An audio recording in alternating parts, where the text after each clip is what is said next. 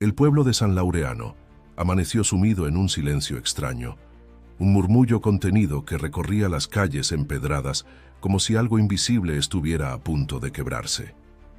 Era un domingo cualquiera, soleado, con el canto de los pájaros flotando sobre los tejados, cuando una noticia rompió la calma y dejó una herida que jamás sanaría. 3 niños habían desaparecido en el bosque de Tlalpuente. Mateo, Julián y Camila tenían 5 años y eran trillizos. Compartían más que el parecido físico. Sus pensamientos, sus juegos, sus secretos, todo parecía girar en torno a un lazo misterioso que solo ellos entendían. Hijos de Andrés y Valeria Martínez, una pareja muy querida en el pueblo, los niños eran conocidos por su alegría contagiosa y sus preguntas interminables. Cada año, la familia viajaba a una antigua cabaña de madera en las afueras del bosque para pasar el fin de semana rodeados de naturaleza, tradición que mantenían desde que Andrés era niño. Ese sábado, tras un desayuno con pan dulce y leche tibia, los trillizos salieron a jugar cerca del arroyo, como lo hacían siempre. Valeria los observaba desde la ventana mientras lavaba los platos, y Andrés cortaba leña no muy lejos. Los niños corrían, se reían, se escondían tras los árboles, con la inocencia de quienes no conocen el miedo. Pero en algún momento, entre las ramas y la neblina que comenzó a levantarse sin aviso, dejaron de oírse. Pasaron minutos, luego media hora. Valeria salió al porche y llamó a sus hijos con voz calmada al principio, luego con urgencia. Andrés dejó el hacha y corrió al bosque. No encontró nada, ni un grito, ni una risa, ni el crujir de pequeñas pisadas. El arroyo seguía su curso, imperturbable, mientras los árboles se mecían en un vaivén ajeno al pánico que crecía en sus corazones. La búsqueda comenzó esa misma tarde. La policía local llegó en cuestión de horas, seguida por vecinos, amigos, voluntarios.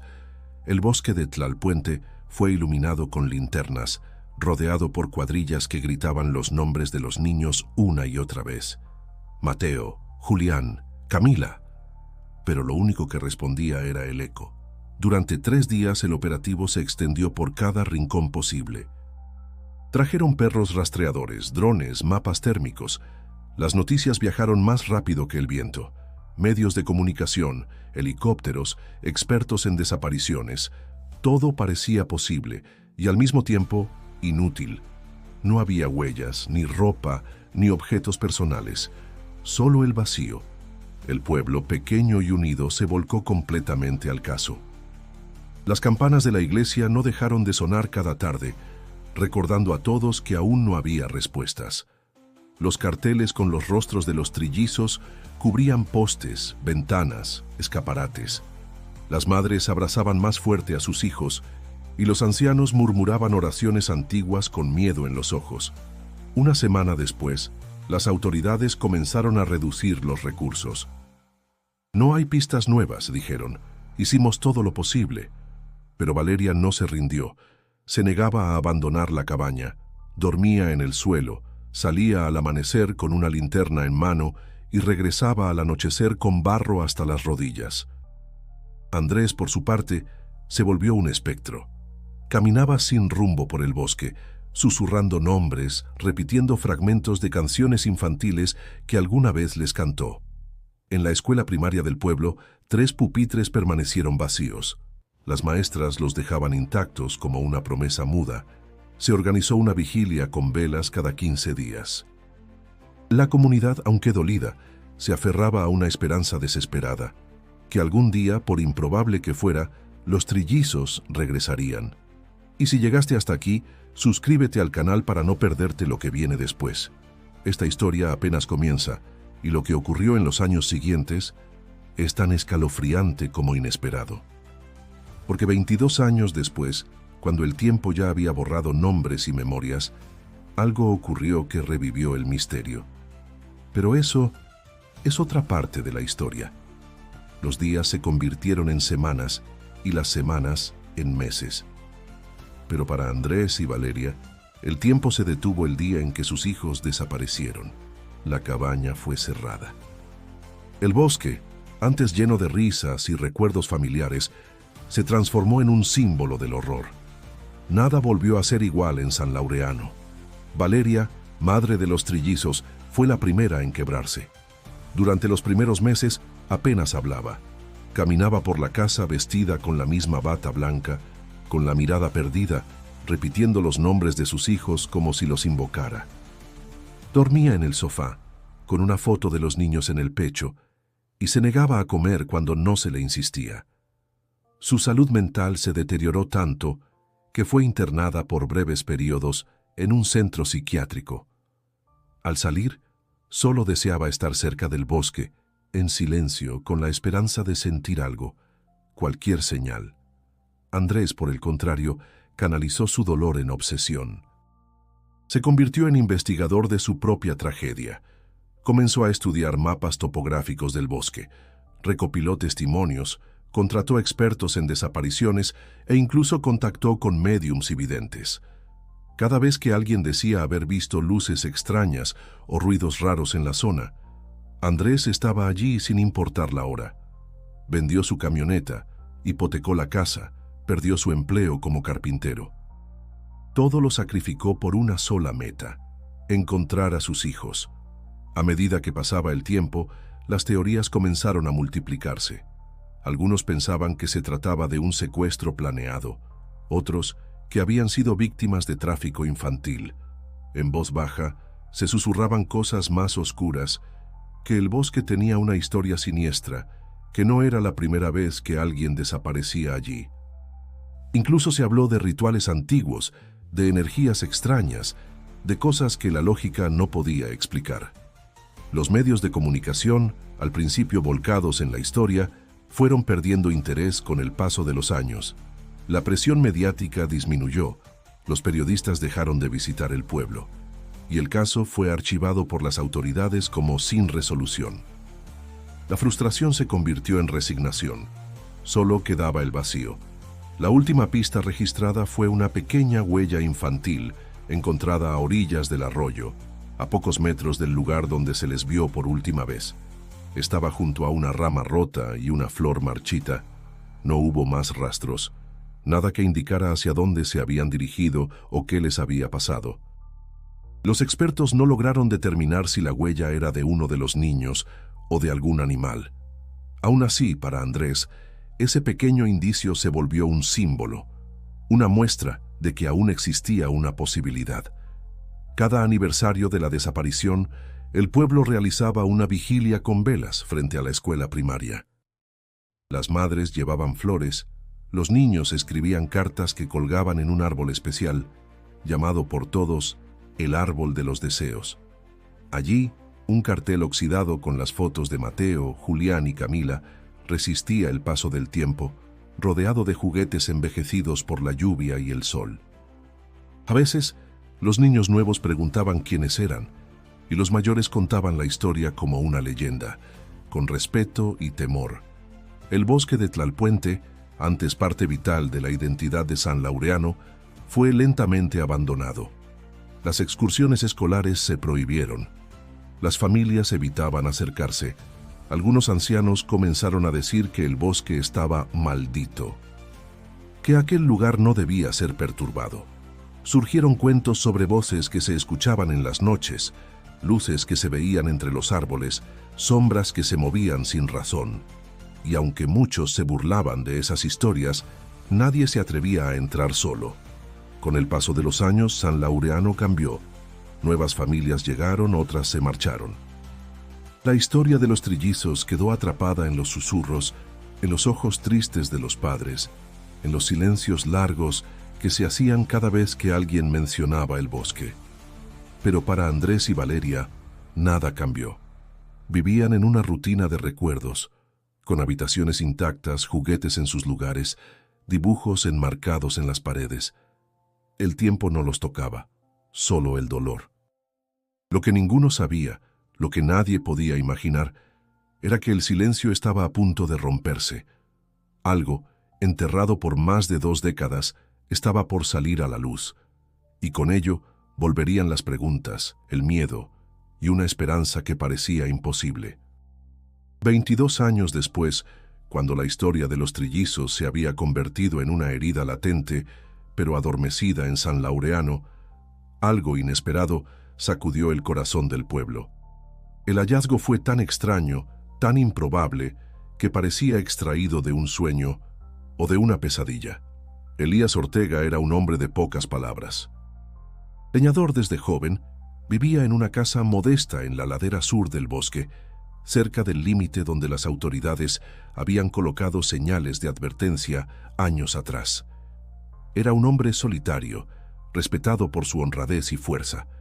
Aunque no era de muchos amigos, todos en San Laureano sabían que podían confiar en él. Su rutina era simple. Salía al amanecer, regresaba al anochecer y en el medio cortaba troncos, recogía ramas secas y mantenía viva la tradición de la leña en un mundo cada vez más eléctrico. Aquel martes por la mañana, Elías se internó más de lo habitual en busca de madera seca. Las lluvias recientes habían dejado los senderos fangosos, pero eso no lo detenía.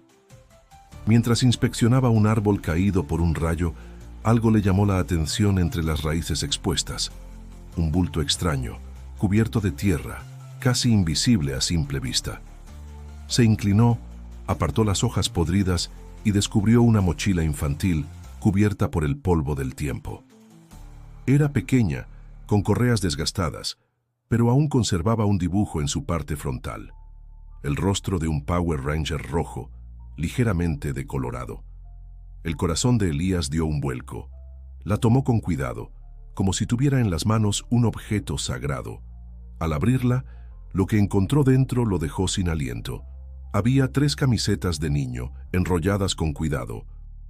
También un estuche con lápices de colores, una linterna sin baterías y una foto. Era una imagen antigua, doblada en las esquinas, donde se veían 3 niños sonriendo frente a lo que parecía una cueva. Detrás, árboles frondosos y una luz cálida que iluminaba sus rostros. En el reverso, con letra infantil, estaban escritos los nombres Mateo, Julián y Camila. Elías se quedó congelado. Conocía esos nombres.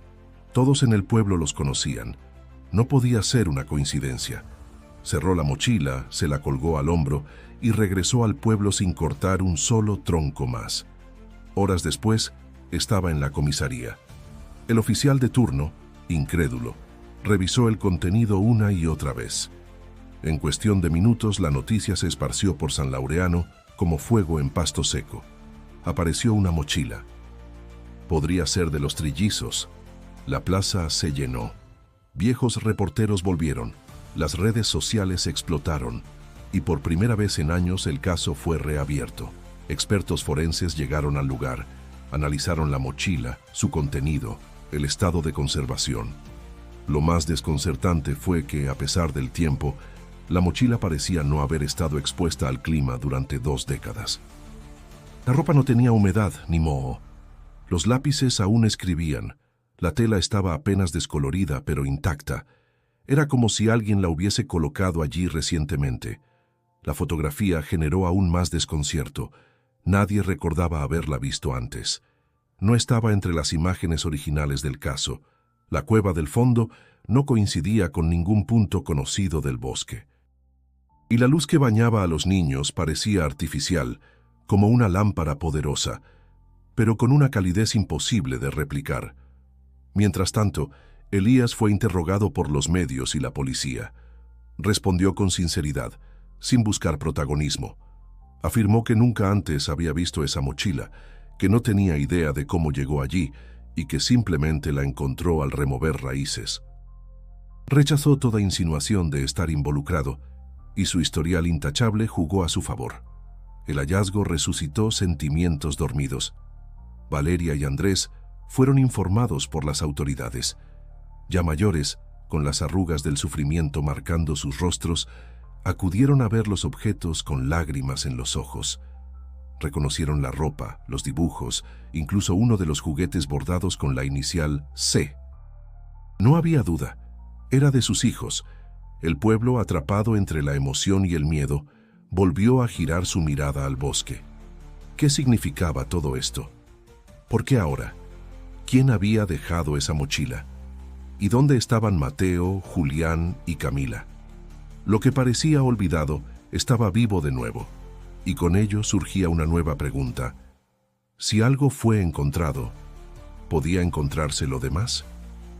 La mochila fue enviada a un laboratorio forense en la capital.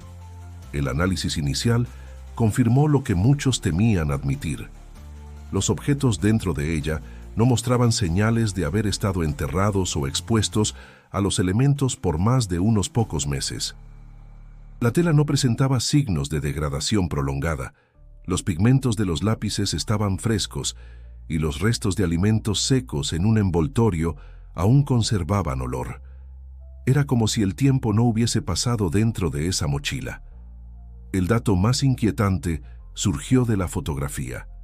Expertos en análisis digital determinaron que la imagen era auténtica, sin alteraciones. El lugar que mostraba, una cueva parcialmente cubierta de vegetación, no figuraba en ningún registro del bosque de Tlalpuente. No estaba en los mapas topográficos ni en las rutas exploradas durante la búsqueda original. El fondo mostraba una especie de luz cálida que no coincidía con ninguna fuente natural conocida. No era luz solar ni de linterna. Su temperatura cromática era suave, casi envolvente, desconcertante. Las autoridades comenzaron a comparar imágenes satelitales actuales con aquellas de 2 décadas atrás. Fue entonces cuando notaron una irregularidad. Una zona al norte del bosque, anteriormente inaccesible debido a un deslizamiento de tierra, mostraba una depresión en forma de óvalo rodeada de árboles inusualmente densos. El acceso estaba bloqueado por una pared de roca que solo recientemente había comenzado a desmoronarse. Era, quizás, el único sitio que no había sido revisado con profundidad en la búsqueda original. La policía delimitó el área. Equipos de rescate comenzaron a planificar una exploración más precisa. Mientras tanto, la tensión crecía. La gente del pueblo volvía a hablar, esta vez con menos miedo y más necesidad. La historia de los trillizos se instaló de nuevo en las sobremesas, en los cafés, en las noches frías de conversación. Y como en todo pueblo con historia, los rumores regresaron con fuerza. Una anciana llamada Tomasa, la más longeva del lugar, aseguró haber escuchado voces de niños en el bosque, justo la noche anterior al hallazgo.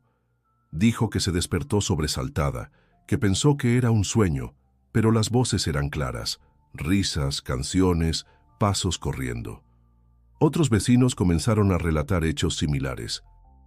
Una pareja de jóvenes, que acampó cerca del arroyo semanas atrás, afirmó haber visto destellos de luz a medianoche y juraban que escucharon una melodía infantil, como una canción de cuna que se desvanecía entre los árboles. En el pueblo, muchos querían creer, otros preferían el escepticismo, pero nadie podía ignorar la evidencia tangible de la mochila, nadie podía negar la foto. Nadie podía explicar cómo, después de más de 20 años, objetos tan intactos podían aparecer de forma tan precisa. Valeria y Andrés regresaron. Habían vivido los últimos años en la ciudad, alejados de todo lo que les recordaba el bosque. El regreso fue silencioso, cargado de emociones contenidas. Al ver la zona acordonada, las cámaras, los drones, los policías armados, Valeria rompió en llanto. Andrés, aunque marchito por los años, conservaba la misma intensidad en los ojos. Se acercó a Elías y le estrechó la mano con firmeza, agradeciéndole sin palabras. Las autoridades les permitieron examinar nuevamente la mochila. Al tocarla, Valeria murmuró que aún olía a ellos. Sacó uno de los dibujos, un garabato con crayones donde 3 figuras sonrientes estaban tomadas de la mano. «Nosotros siempre juntos», decía el mensaje en letras torcidas. Andrés reconoció la caligrafía. Era de Camila. A pesar de la conmoción, la policía insistía en mantener el control. No permitieron que nadie ajeno se acercara al área señalada. Se hablaba de la necesidad de un operativo especial. Geólogos, espeleólogos, rescatistas, todos serían convocados. El lugar era peligroso, inestable, pero cargado de posibilidades. La esperanza renacía, y con ella también el temor. porque si los niños aún estaban en algún lugar del bosque, ¿cómo era posible que no hubieran envejecido? ¿Y si no estaban solos? ¿Y si el lugar donde estaban no era completamente natural? Por ahora nadie lo sabía. Pero algo era seguro. Las marcas del tiempo estaban mal trazadas en San Laureano, y por primera vez en más de 2 décadas, el bosque parecía querer contar lo que había callado durante tanto tiempo. Tras semanas de preparación y análisis, se autorizó finalmente una expedición al corazón del bosque. La zona señalada por las imágenes satelitales, inaccesible durante más de 2 décadas, se había vuelto clave. La presencia de la mochila no era ya solo una señal aislada.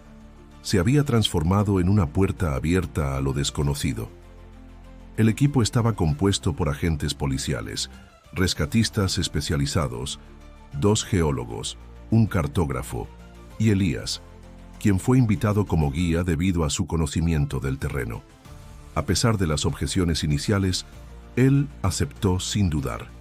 Sentía que tenía una deuda con esos niños, con el pueblo, con su propia conciencia. La expedición partió al amanecer. El aire era más denso de lo habitual. A medida que se internaban, el bosque parecía transformarse. Los árboles se cerraban sobre ellos, los sonidos normales del entorno, aves, insectos, viento, comenzaban a desvanecerse. Era como si el lugar estuviera contenido en sí mismo, separado del resto del mundo. El terreno se volvió más escarpado, piedras húmedas, raíces entrelazadas, senderos que se bifurcaban y volvían a cerrarse. Uno de los geólogos, Ramiro, murmuró que era como caminar dentro de un laberinto natural. Lo más inquietante no era lo que veían, sino lo que no veían. El sol, aún alto, apenas lograba filtrarse entre las copas de los árboles, y la sensación de estar siendo observados crecía con cada paso. Horas después, el grupo se detuvo ante una extraña formación rocosa. Una grieta vertical cruzaba un muro de piedra, y en su base se abría un pasadizo estrecho cubierto por ramas. No estaba en ningún mapa. Elías, que iba al frente, apartó con cuidado la vegetación. En el suelo, semienterrado entre hojas, algo captó su atención. Un zapato pequeño, perfectamente conservado, sin rastros de desgaste. Era azul con detalles en blanco. Andrés lo reconoció de inmediato. Era de Julián. El silencio fue total. Todos los presentes sabían que ese objeto no podía haber llegado allí por sí solo. No había rastro de animales, ni marcas de arrastre, ni deterioro visible. Era como si hubiera sido dejado allí, ayer. Continuaron avanzando. A medida que lo hacían, comenzaron a notar tallas en los árboles. No eran marcas recientes. Parecían haber sido hechas con manos pequeñas, torpes pero decididas. Letras, símbolos y sobre todo nombres. Mateo, Camila, Julián. Algunos estaban repetidos, otros acompañados de figuras infantiles, soles, lunas, estrellas, corazones. Cada descubrimiento aumentaba la tensión. Elías, normalmente sereno, no podía evitar girar la cabeza cada vez que oía un crujido entre las ramas. Uno de los rescatistas aseguró haber visto una silueta a la distancia, pero al correr en su dirección no encontró nada. Otro dijo haber escuchado una risa lejana, breve, aguda, como la de un niño que se esconde jugando. Aunque nadie quería admitirlo en voz alta, todos sentían lo mismo. Algo los seguía, o tal vez algo los esperaba. El sendero terminó en un claro rodeado de robles altos. El musgo cubría cada piedra, y el aire tenía un olor dulce, como a flores recién cortadas. En el centro, una abertura en el suelo descendía en espiral, como una garganta natural tallada en roca viva. No era una cueva común. Las paredes brillaban levemente, cubiertas por un tipo de mineral desconocido, que reflejaba la luz con un resplandor tenue. Allí se detuvieron. No por falta de valor, sino por respeto. Algo dentro de todos ellos les decía que estaban al borde de algo importante, algo que no debía ser apresurado. Valeria, que había insistido en acompañar la expedición desde la distancia, llegó hasta el límite del claro poco después. Cuando vio el zapato en manos de su esposo, Se llevó las manos al rostro y cayó de rodillas. No dijo nada. No necesitaba hacerlo. Lo que el bosque les arrebató ahora les devolvía una pista. Pero nadie, ni siquiera los más escépticos, podía imaginar lo que encontrarían si descendían por esa abertura. El descenso fue lento. 4 miembros del equipo, equipados con arneses, cuerdas y linternas, bajaron por la abertura espiral. Elías insistió en ser uno de ellos. Había algo en ese lugar que lo llamaba, una certeza silenciosa de que allí encontrarían lo que nadie se atrevía a esperar. La caverna era más profunda de lo que parecía. A medida que descendían, el aire se volvía más cálido, pero no asfixiante. Una brisa leve, constante, les rozaba la piel, como si el interior respirara. Las paredes estaban cubiertas por una sustancia luminosa que emitía un brillo suave, suficiente para iluminar sin necesidad de lámparas. No era bioluminiscencia conocida. No había hongos ni fósiles. Era otra cosa, algo inexplicable. Cuando tocaron fondo, lo primero que notaron fue el silencio. Absoluto. Ningún goteo, ningún eco. Solo sus respiraciones y el crujir de sus pasos sobre la piedra. Alrededor el espacio se abría como una cámara natural. En una de las paredes se veían dibujos hechos con crayones, trazos infantiles, figuras humanas con brazos largos, estrellas, lunas, una secuencia de días y noches marcada con rayas, como un calendario improvisado. A pocos metros había 3 camas rudimentarias, hechas con ramas finas, hojas secas y mantas que aún conservaban olor a infancia. Encima de una de ellas, un peluche sin un ojo. Elías lo reconoció. Lo había visto en uno de los carteles originales, en la foto que mostraba a Camila abrazándolo. Pero lo más desconcertante estaba en una pequeña repisa tallada en la roca. Había objetos que no debían estar allí. Una linterna amarilla sin óxido, una radio portátil con pilas dentro, modelo de principios de los 2000. Una botella de agua cerrada, con una etiqueta antigua pero intacta. Todo en perfecto estado. Uno de los rescatistas se adelantó y encontró algo más. Un cuaderno escolar. Las primeras páginas estaban llenas de dibujos. En una, 3 niños dibujados bajo un árbol. En otra, una figura femenina rodeada de luz, sin rostro definido, pero claramente central. En la última página, un mensaje escrito con letras infantiles. La dama dice que afuera es peligroso, pero pronto podremos salir. Ella lo prometió. Todos se miraron en silencio. Nadie sabía cómo interpretar aquello. Habían vivido allí. ¿Cuánto tiempo? ¿Quién era la dama? Antes de poder formular teorías, algo cambió. Una ráfaga de aire cruzó la caverna, suave, pero con un murmullo leve. Como un susurro arrastrado por el viento. Entonces lo oyeron. Una voz. Era aguda, inocente, cargada de curiosidad. ¿Quién está ahí? Los hombres se paralizaron. Elías fue el primero en reaccionar. Respondió con voz baja, cuidadosa. Amigos, estamos aquí para ayudar. Hubo un segundo de silencio. Luego, pasos, ligeros, casi danzantes. Desde una apertura lateral, una figura emergió. Era un niño. Pequeño, delgado, con el cabello castaño claro y la ropa cubierta de polvo.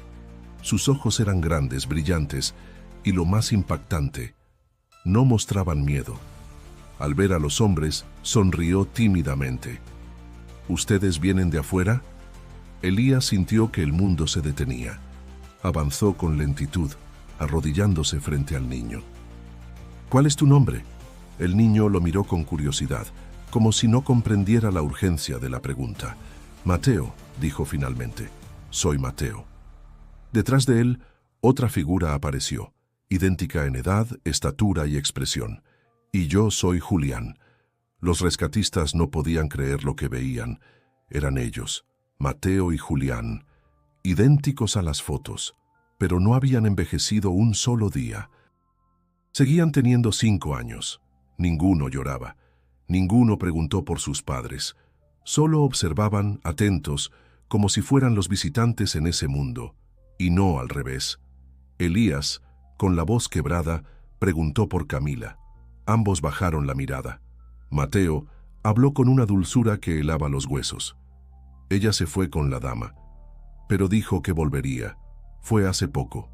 No hubo más detalles. No explicaron cómo habían sobrevivido, ni por qué no habían crecido. No mencionaron sentir miedo ni hambre, solo repetían frases como «la dama nos cuidó», «ella nos contaba historias», «nos enseñó a esperar». Lo imposible acababa de suceder. 2 niños, dados por desaparecidos durante más de 2 décadas, estaban vivos, y aún eran niños. El regreso al claro fue una marcha muda, casi sagrada. Elías cargaba a Mateo en brazos. Julián iba tomado de la mano de un rescatista, sin mostrar temor ni asombro, como si caminar por ese bosque fuera algo cotidiano. Los demás miembros del equipo intercambiaban miradas de incredulidad. La realidad no tenía sentido, pero la evidencia era imposible de negar. Aquellos eran los niños desaparecidos y no habían cambiado en absoluto. Cuando Valeria y Andrés los vieron salir entre los árboles, el mundo pareció quebrarse en 1000 fragmentos. No hubo gritos ni carreras desesperadas. Fue un instante suspendido en el tiempo. Valeria dejó caer las manos a los costados, como si sus piernas ya no sostuvieran su cuerpo. Andrés dio un paso hacia adelante, y luego otro, como quien no se permite creer por completo lo que sus ojos muestran. Mateo los miró con ternura serena. Luego, con absoluta naturalidad, dijo: «Mamá, papá». Sonrió. El abrazo fue largo, infinito. Los adultos lloraban, los niños no. Sus gestos eran suaves, extrañamente calmos. No preguntaban por qué sus padres lucían tan diferentes, más viejos, con cabellos grises y arrugas profundas.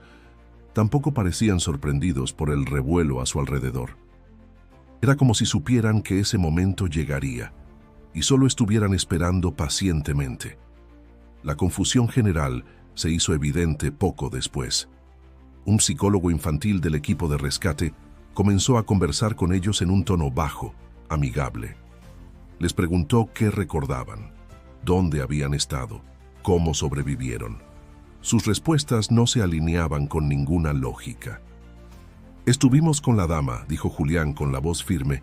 «Ella vivía en el bosque, nos contó cuentos, nos enseñó a dormir con los árboles, y cuando llovía cantaba canciones para que no tuviéramos miedo».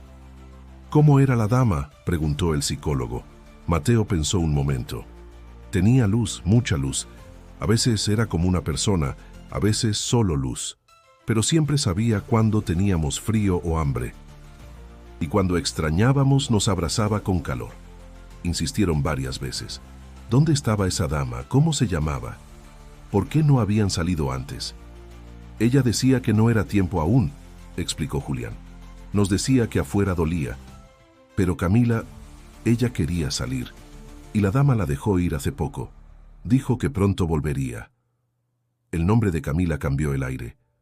Elías se adelantó. «¿Dónde está Camila ahora?». Mateo bajó la vista.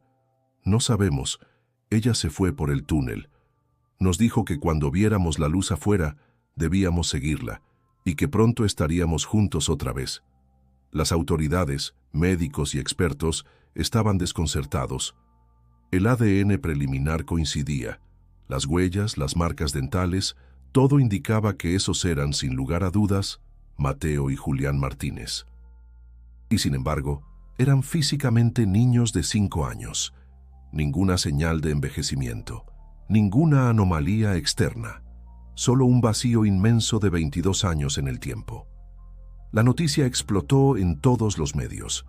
San Laureano se convirtió en epicentro de titulares, debates científicos, teorías conspirativas. Se habló de abducciones, experimentos secretos, portales dimensionales. Pero nada encajaba con lo visto. Ni el bosque ni los niños ofrecían respuestas claras, solo hechos imposibles. Andrés y Valeria se negaron a separarse de sus hijos. Dormían con ellos, los alimentaban, los vestían. Era como volver a vivir una etapa que creían perdida para siempre. Pero la felicidad era parcial. porque Camila aún faltaba. Cada vez que la mencionaban, Mateo y Julián repetían que ella estaba bien. Está con la dama. Ella la quiere mucho. Pero no sabían cuándo volvería. Solo decían que ella había prometido regresar cuando los sueños fueran verdad. El gobierno, presionado por el caos mediático, restringió el acceso al bosque. Declaró la zona como reserva biológica en evaluación. Científicos internacionales pidieron ingresar.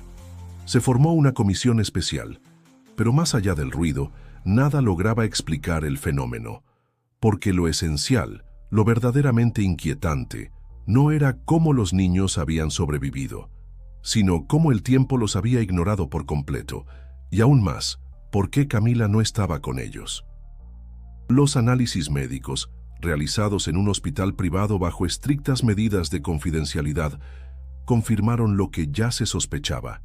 Mateo y Julián tenían la biología de niños de 5 años.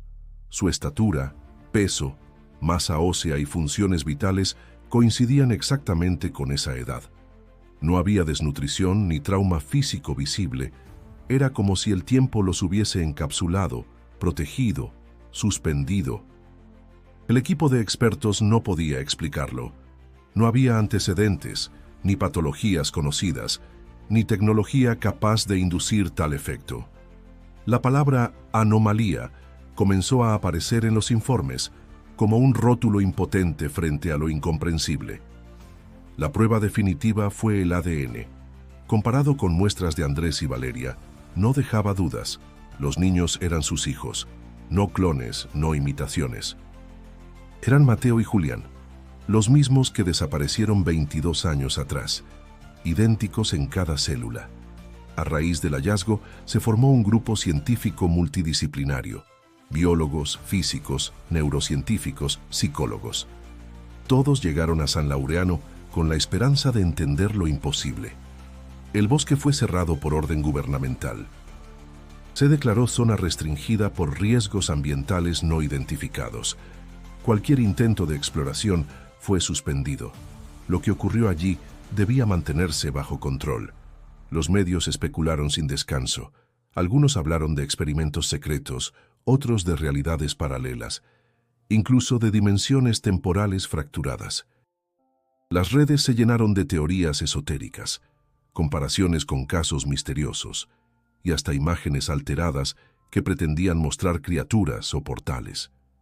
Pero la verdad, cruda y silenciosa, era mucho más sencilla y aterradora. 2 niños habían estado ausentes por más de 20 años, sin envejecer un solo día. La historia de Camila, sin embargo, no encontró cierre. Ni rastro de ella fue hallado en la cueva, ni en los alrededores. Las grabaciones de las entrevistas con Mateo y Julián mostraban a 2 niños conscientes de su ausencia, pero tranquilos, como si confiaran plenamente en que ella regresaría. A veces lloraban, sobre todo al dormir, llamándola en voz baja, pero jamás mostraban desesperación, solo nostalgia. Ella fue valiente, decía Julián. Quería saber qué había afuera. Nos dijo que soñó con mamá, agregaba Mateo, y la dama le dijo que podía irse. Los psicólogos interpretaban sus palabras con cuidado. Una figura protectora imaginaria, un mecanismo mental para sobrellevar el trauma.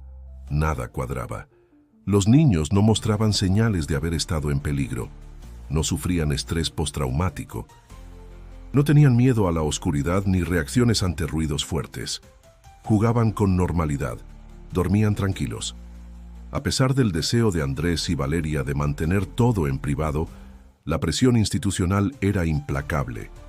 Debieron permitir ciertos estudios. Mateo y Julián fueron sometidos a escaneos cerebrales, evaluaciones cognitivas, monitoreos continuos. Todos los resultados eran desconcertantes. Sus cerebros funcionaban como los de niños sanos, sin anomalías ni traumas. Sin embargo, cada vez que se les preguntaba qué hacían durante esos años, sus respuestas eran evasivas, como si el tiempo allá dentro no fluyera igual. Jugábamos con la luz, escuchábamos cuentos, dormíamos cuando la dama lo decía, dibujábamos las estrellas en la cueva, frases que no encajaban con ningún calendario humano. El pueblo entero oscilaba entre el asombro y la inquietud. Las misas se multiplicaron. Algunos veían en los niños un milagro, otros un signo de advertencia. La escuela primaria preparó un protocolo para recibirlos, pero nadie sabía si tenía sentido. ¿Debían comenzar el primer grado? ¿Ser tratados como niños comunes? ¿Cómo se les explicaba el mundo actual, que había avanzado más de 2 décadas en su ausencia? Andrés y Valeria, por su parte, estaban entre la felicidad más profunda y la angustia más desgarradora. Recuperaban a 2 hijos, pero la tercera seguía perdida. Cada día visitaban la entrada del bosque, esperando ver un destello, una señal, cualquier indicio de Camila. Mateo y Julián cada noche soñaban con ella. Describían los sueños con claridad: un campo abierto, árboles altos, y Camila caminando entre ellos, vestida con una túnica blanca, riendo. Decían que les hablaba sin mover los labios, que les prometía volver. Pronto, repetía Mateo, muy pronto. Y mientras el mundo debatía sobre ciencia, milagros y misterios, una certeza comenzaba a instalarse en San Laureano. El bosque aún no había dicho su última palabra. Días después de que se suspendieran las investigaciones formales, un hallazgo fortuito volvió a encender la llama de la esperanza. Mientras catalogaban los objetos recuperados de la cueva, una especialista en conservación descubrió algo escondido entre 2 páginas del cuaderno de dibujos, una hoja doblada en 4, con trazos hechos con lápiz rojo. La caligrafía era infantil, vacilante, pero claramente reconocible. Decía: «Mamá, papá, Mateo y Julián. Fui con la dama. Me dijo que podía salir sola primero. Voy a buscarlos. Pero si ustedes llegan antes, espérenme. Estoy bien, no tengan miedo. Volveré cuando los sueños se hagan verdad. Camila». Valeria leyó la carta en voz baja, una y otra vez, hasta que su voz se quebró. Andrés la sostuvo en silencio. No había duda de que la letra era de su hija.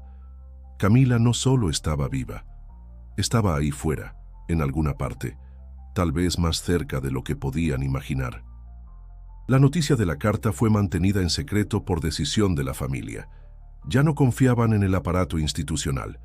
Todo lo que había rodeado el caso en las últimas semanas parecía más interesado en control que en comprender. Por eso, Andrés tomó una decisión radical: volver al bosque por cuenta propia. Elías, sin dudar, se ofreció a acompañarlo. Ambos hombres, unidos por una historia que los había marcado para siempre, construyeron una pequeña cabaña en las afueras del perímetro cerrado. No buscaban desafiar a nadie, solo estar cerca, velar por ese punto invisible donde lo real y lo imposible se habían cruzado. Mientras tanto, Valeria, con la ayuda de voluntarios del pueblo y antiguos amigos, fundó la Asociación Luz del Bosque. Su objetivo era claro: proteger el entorno natural, apoyar a familias de desaparecidos y mantener vivo el recuerdo de Camila. Organizaron talleres, encuentros, marchas, pero más que todo, mantuvieron la historia presente, sin permitir que el silencio volviera a sepultarla.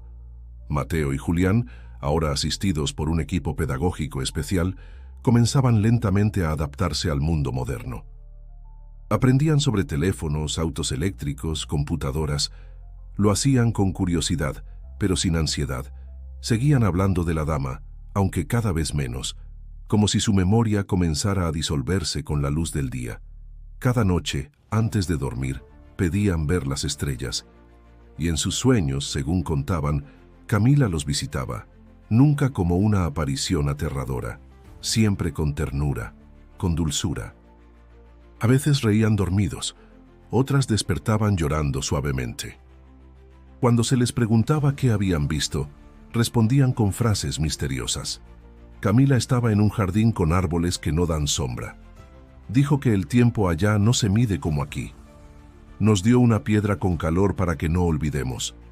Nos abrazó y dijo que la próxima vez sería real.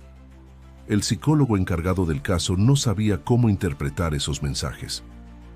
Pero Andrés y Valeria creían cada palabra, porque los ojos de sus hijos no mentían, y porque en el fondo sabían que algo más grande que ellos estaba en juego. Una madrugada, Elías despertó inquieto. Había soñado con la niña, no como en fotos o dibujos, sino caminando entre árboles envueltos en niebla. En el sueño, ella lo miraba directo y le decía, «Gracias por esperarme». Luego desaparecía en una luz que no era sol ni luna. No lo comentó con nadie, pero desde entonces dejó una linterna encendida cada noche, apuntando al bosque. San Laureano cambió. Lo inexplicable dejó de ser un tema de temor y se transformó en símbolo de resistencia. Ya no era solo una historia de desaparición. Era una historia de búsqueda, de fe, de vínculos que ni el tiempo ni el silencio pudieron romper. Y en el centro de todo, flotando como promesa latente, el nombre de Camila. Una niña perdida, sí, pero también una presencia constante en la vida de todos. Una figura de esperanza, de retorno, de verdad aún por descubrir, porque algunos sueños no se olvidan. Algunos sueños, simplemente, esperan el momento justo para volverse realidad. El aire estaba cargado de una calma inusual aquella mañana en San Laureano. La historia de los trillizos, que había atravesado décadas de misterio, había comenzado a cambiar su destino para siempre. Luego de años de espera, incertidumbre y esperanza, algo o alguien estaba a punto de cerrar el círculo. Una niña apareció en el borde del pueblo, caminando con pasos firmes pero cautelosos. Su cabello era largo y oscuro, sus ojos brillaban con la misma luz de Camila en las viejas fotos familiares. No dijo nada al principio, solo miró hacia adelante, como si buscara a alguien o algo. Los primeros en verla fueron los niños que jugaban cerca del arroyo. Corrieron a avisar a sus padres, quienes inmediatamente llamaron a Andrés y Valeria. Cuando la familia la vio, no pudieron contener las lágrimas. Camila había regresado, pero el reencuentro no fue simple. La niña parecía desorientada, con recuerdos fragmentados. No recordaba claramente los años que estuvo fuera, solo fragmentos de luz, voces suaves y la constante presencia de una dama que la cuidaba. A pesar de la confusión, reconoció a sus hermanos y la casa familiar. Su sonrisa, aunque tímida, era sincera. Los médicos y psicólogos que habían estado con Mateo y Julián fueron llamados para ayudar a Camila a adaptarse. Su proceso fue lento y lleno de altibajos, pero la alegría de la familia era inmensa. El pueblo, que durante años había vivido entre la sombra del misterio, ahora celebraba un milagro. La Asociación Luz del Bosque se convirtió en un punto de apoyo para la niña y su familia. Con talleres, terapias y el cariño de la comunidad, Camila comenzó a recuperar su esencia, mientras los demás descubrían que la historia no había terminado, solo había cambiado de capítulo. Los científicos continuaron estudiando el fenómeno del bosque, pero reconocieron que algunas respuestas quizá nunca llegarían. Lo importante era el amor y la esperanza que la familia Martínez había demostrado, capaces de desafiar el tiempo y la razón. Aquella noche, mientras la familia cenaba junta, Camila miró por la ventana hacia el bosque. Sus ojos reflejaban una mezcla de paz y curiosidad. En sus manos sostenía una piedra cálida que había encontrado en su sueño, el mismo objeto que sus hermanos describían. «¿Crees que la dama todavía está ahí?», preguntó ella con voz baja. Valeria sonrió y acarició su cabello. «Siempre estará, en cada rincón de este bosque y en nuestros corazones». La historia de los trillizos no solo cambió la vida de una familia, sino la de todo un pueblo. San Laureano aprendió que hay misterios que la ciencia no puede explicar, pero que el amor y la fe pueden abrazar y sanar. Si quieres descubrir más historias como esta, suscríbete al canal y no te pierdas ningún detalle. Recuerda que cada misterio tiene su verdad y cada verdad puede cambiar vidas. Haz clic en el video sugerido para seguir explorando relatos impactantes que te harán cuestionar la realidad. No te quedes sin saber lo que hay más allá de lo evidente.